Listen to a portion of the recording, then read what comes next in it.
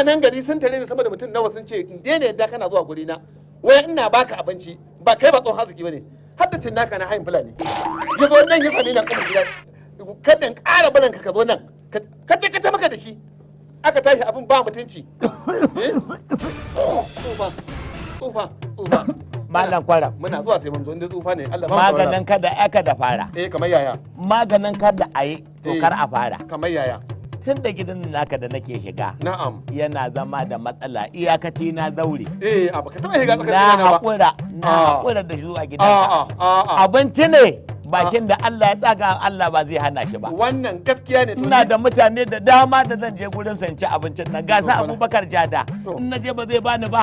Sardaunan Gada ba zai bani ba. Taurara ka ji. Ballanta na mai shakundin santiraki. To za ka ji. Ka gama? Wannan magana da ka faɗa. Ai ka san da su din kake zuwa gurina. To. Saboda haka tun da ka san da su kake zuwa gurina wannan abu ne amana ce tsakanina da kai tun muna ƙanana. Da Abubakar Jadon da kake faɗa da santa rakin ai duk yayin gidan mu ne ni da kai. Kuma yanzu ba abin kunya bane ma matawallan muradin ya ji irin wannan abin a tsakanin mu a ce a gidanka an sa munafikai sun hana min jin ci abinci. Wazirin da bai ba a Beru. Zuru in ya ji labari ba abin kunya ne gare ni gaba to abin da nake so in ga maka yanzu ma an kusan gama abinci ni zan yi tafiya. Ka tsaya ta karasa abinci ta zuba maka ka ci a cikin zauri. Malam Kwaram. Ina gudun magana. To can ba daɗi nan ma ba daɗi ke ne. Yanzu ci mutunci za ka yi. Kowa ne.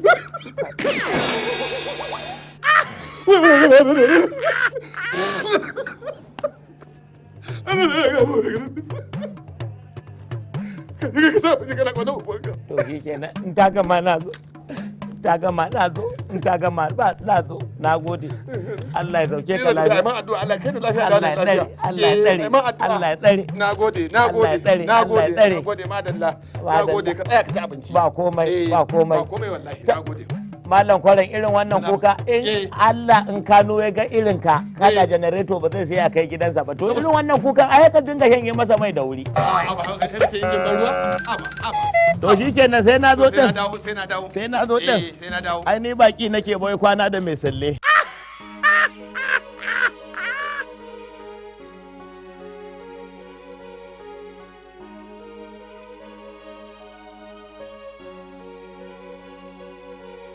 Amin.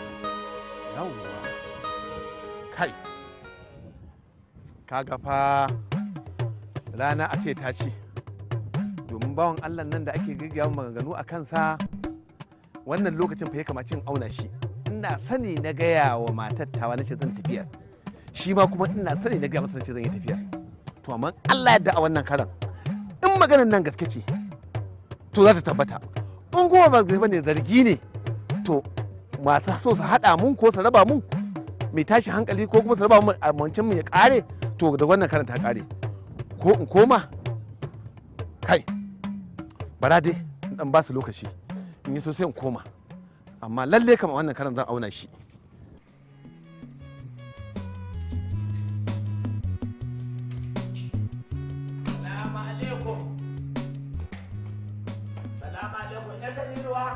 Na'amu alaikum salam. Can na ga mutumin kamar amale. Bismillahir rahmanir. Haka iso. Na iso. Can na ga mutumin kamar amale da jaka a gadon bayan sai yana ta tafiya don kui. Ce dauka lafiya. Ya ce ka rike amana. Kar fa ka ki zuwa. Na ce ni dama haka nake so. Ya tafi kuma ya ce mun je dan kwana biyu. Ka san je ga yan uwa ne gaba ɗaya. Na rufe kofa. Na rufe. Yanzu kana to bari a rufe. To je ki rufe. Lafo kofa. Yanzu ta yi ƙara ki zabga mata sadaka sama da ƙasa yadda zan saki jikina yayi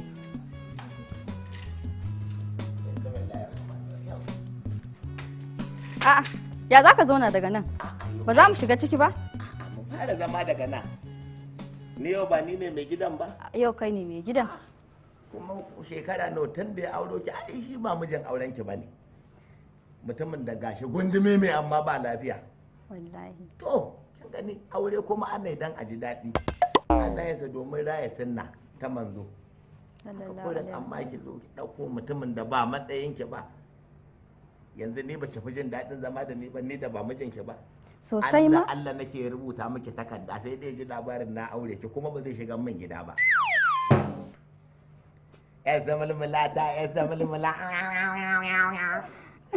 Allah sarki wani lokacin faɗin na gaya maki duk lokacin da ko a hanya kika zo shigiya wallahi da kin daga min gida yin da fitsari ya matso ni